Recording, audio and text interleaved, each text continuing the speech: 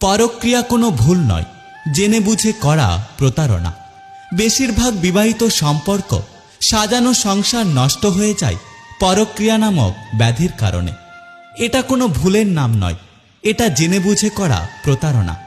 যে প্রতারণা অজুহাতের চাদরে মোড়া থাকে। শুধুমাত্র প্রত্যক্ষভাবে সম্পর্কে জড়ালেই তাকে পরক্রিয়া বলে না। স্বামী বা স্ত্রী অগোচরে অন্য কোনো পুরুষ বা মহিলার সাথে ইনবক্সে কথা বলাটাও এক প্রকারের পরক্রিয়া। এটাকে আপনারা বলতে পারেন ডিজিটাল পরক্রিয়া, যার প্রভাবে ডিভোর্সের সংখ্যা দ্বিগুণ হয়ে যাচ্ছে।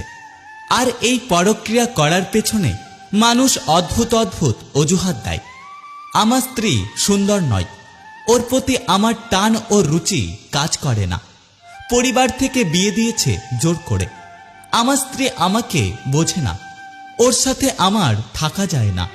আমার স্ত্রী আমাকে মানসিক যন্ত্রণা দেয়।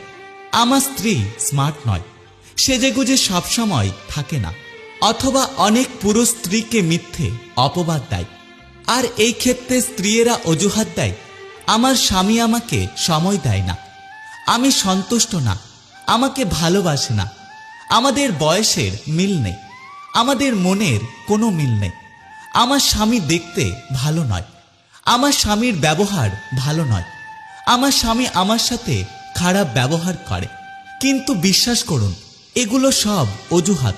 বিয়ের প্রথম ওই স্ত্রী বা স্বামীকে নিয়ে দুজনে কতই ঘুরেছেন, কতই স্বপ্নের জাল বুনেছেন, দুজনকে নিয়ে কত স্বপ্ন দেখেছেন। বিয়ের প্রথম সময়টা কিভাবে হাসি আনন্দে কেটে গেছে সেটা হয়তো অনেকের মনেও নেই। বিয়ের প্রথম কাটানো সময়গুলো অনেকেই হয়তো সারা জীবনে ভুলতে পারবেন না।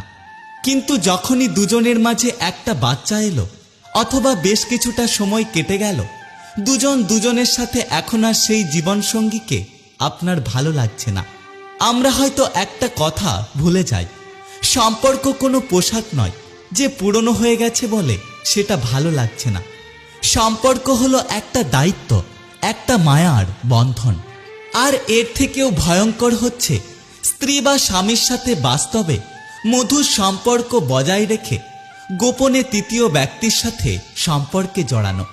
যে মানুষটা আপনাকে ভালোবেসে বিশ্বাস করে তার জীবনটা আপনার নামে করে দিয়েছে, যে তার পুরো জীবন, যে তার স্বপ্ন আশাগুলো আপনার সাথে মিশিয়ে দিয়েছে, আপনি কসাইয়ের মতো গোপনে তার বিশ্বাস নিয়ে ছিনিমিনি খেলছেন, তার সাজানো স্বপ্নগুলো নষ্ট করছেন। তাই একটা কথা মনে রাখবেন, বিবেক আর চরিত্র নষ্ট হয়ে গেলে মানুষগুলো আর কখনো মানুষ থাকে না।